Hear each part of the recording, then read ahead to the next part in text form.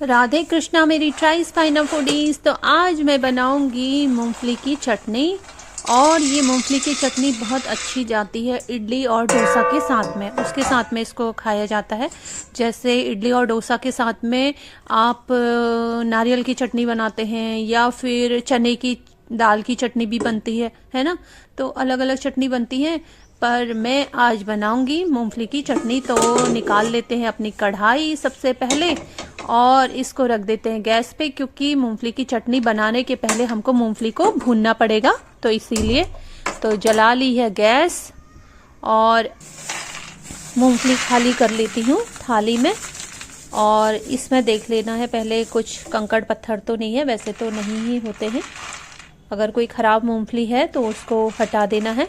तो इस तरह से इसको बीन लेना है और इसके बाद इसको भूनेंगे। और इसको जब हम भूनेंगे तो इसको हल्की आंच में इसको भूनना है।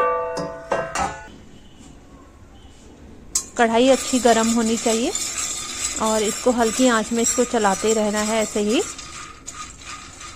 काफ़ी थोड़ा टाइम लगता है, मतलब मूंगफली हल्की आंच में अगर आप भूनेंगे। तेज़ आंच में क्या होता है ना, अच्छे से भूनती नहीं है और ये मूंगफली जल जाती हैं, इसलिए।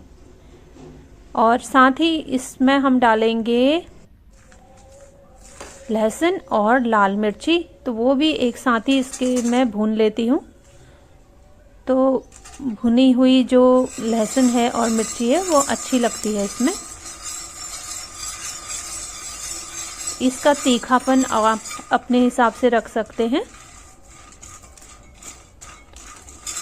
बस इसको ऐसे हल्के हल्के चलाते रहना है, तो क्या होगा कि जो लहसुन है वो भी अच्छे से भुन जाता है, अंदर तक बढ़िया पक सा जाता है वो भी। और जैसे कच्चे लहसुन की सी महक आती है ना, वो नहीं आएगी इसमें।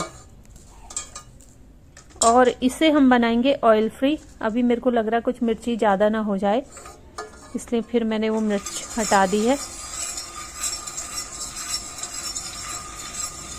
तो देखो ऐसे ही चलाते रहना है। अगर आप इसको ऐसे छोड़ देते हैं ना, तो क्या होता है एक साइड से ज़्यादा जल सी जाती है, इसीलिए इसको चलाते रहना पड़ता है। तो ऐसे ही हिलाते हुए, अब देखो ये इतनी भुन चुकी है और ये बढ़िया भुन चुकी है। इसको निकाल लेंगे थाली में।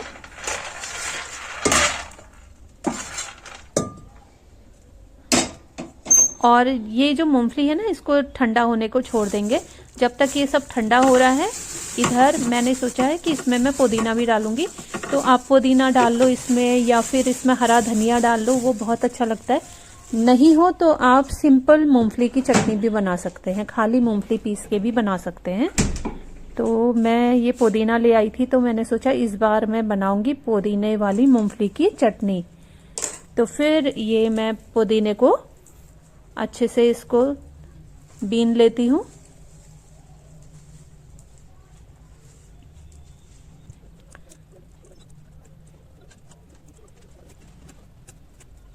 तो ये हमारा पुदीना बिन चुका है और इसके बाद इसको धो लेना है अच्छे से। बिल्कुल मिट्टी नहीं रहनी चाहिए, वरना खाने में फिर लगती है वो।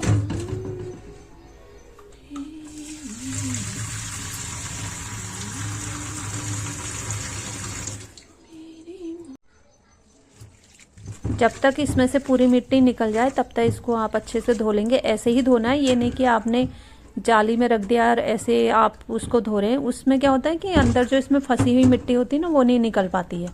तो इसीलिए किसी बर्तन में रख के ही इसको धोना चाहिए। और ये जैसे अब धुल चुका है, तो मैं इसको रख ले रही हूँ अब जाली में। अब पुदीना तो हमारा ये धुल के तैयारी है लगभग। इसके बाद हम जो मूंगफली है उसको साफ करेंगे। एक बार जाली में भी इसको धो देती हूँ, अगर कहीं कुछ बचा रह गया मिट्टी वगैरह वो भी निकल जाएगी। तो ये देखिए, तो ये पुदीना काफ़ी है, जिससे कि जो चटनी है उसमें खुशबू आ जाएगी और फ्रेशनेस भी रहेगी। तो इसको निथरने के लिए तब तक रख देती हूँ इसी जाली में।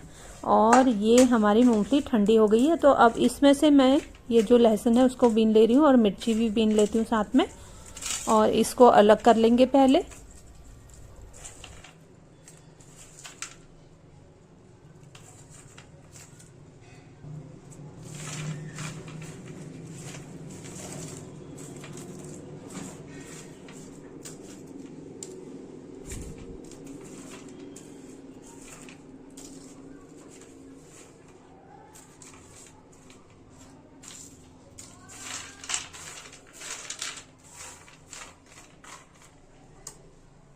इसके बाद जो ये लहसुन है इसको छील लेना है,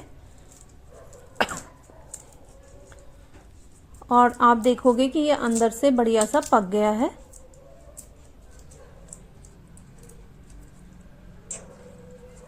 तो ऐसे ही करके सारे छिलके उतार लेंगे और इसे हम रख देंगे मिक्सी के जार में।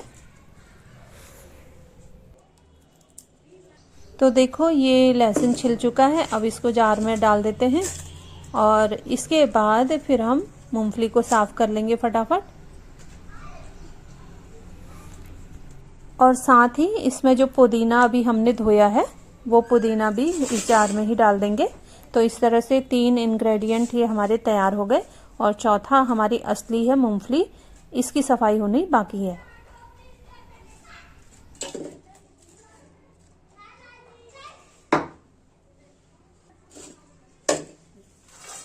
तो अब लगे हाथ जो है ये मूंगफली भी साफ कर लेते हैं।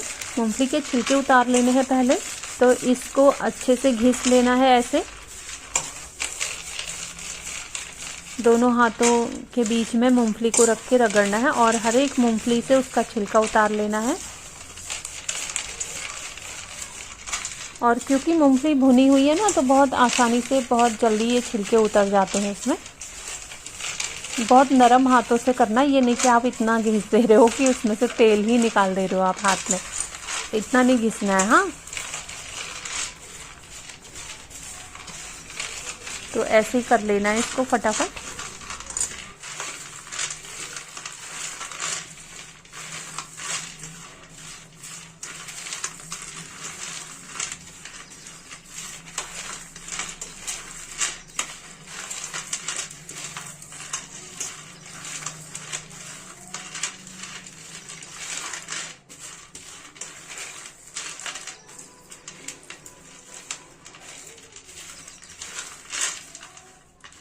तो चलो अब लगभग तो छिलके उतर चुके हैं, तो इसको फिर छींट लेना है इसी थाली की हेल्प से। छींट करके जो इसके छिलके हैं वो उतार लेंगे, इसमें से थाली में से हटा लेंगे। तो छींटने पर ना वो छिलके बढ़िया से बाहर निकल आते हैं और फूंक मार के भी निकल आते हैं वैसे तो।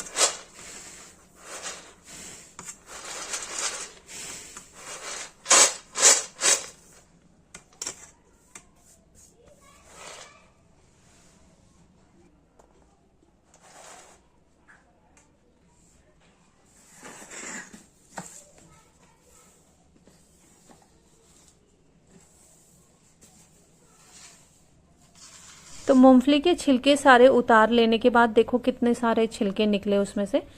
तो ये इतना तो हमने पहले ही तैयार कर लिया था, लहसुन और साथ में उसमें मिर्ची अपनी स्वादानुसार, और इसमें हमने पुदीना डाल दिया है। तो जैसा कि मैंने कहा कि आप पुदीने की जगह आप इसमें धनिया भी डाल सकते हो, या बिना धनिया पुदीना के भी आप बना सकते हैं। अब इसमें डाल देंगे मूंगफली। तो मैंने सोचा पहले इसको दरदरा सा पीस लेती हूँ, उसके बाद इसमें फिर पानी डालना है हिसाब से, और इसको बहुत बारीक पीसना होता है। तो ये मैंने ये पीस लिया है। अब इसमें नमक भी डाल दे रही हूँ और इसको और चलाऊंगी मैं। और क्योंकि अब ये गाढ़ा है तो फिर मैंने थोड़ा पानी और मिलाया। तो इसकी थिकनेस आप अपने हिसाब से कर सकते हैं।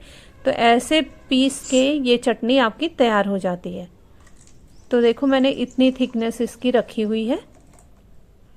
तो ये चटनी हमारी रेडी है। इसको आप इंजॉय कीजिए इडली के साथ में या फिर डोसे के साथ में। बहुत अच्छी जाती है और बहुत ही स्वादिष्ट होती है खाने में।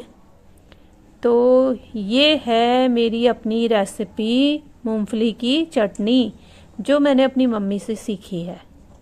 ओके, तो आई होप कि आप लोगों को ये वीडियो पसंद आएगी। पसंद आए तो लाइक ज़रूर करना। हाँ, तो मिलते हैं किसी और वीडियो में। अपना ध्यान रखना सभी। राधे कृष्णा, राधे कृष्णा। भगवान का नाम लेने से ना सारी टेंशन्स, डिप्रेशंस दूर हो जाती है ना, इसलिए भजो राधे कृष्णा। जिसके जो भी भगवान है उनको भजो। राधे कृष्णा।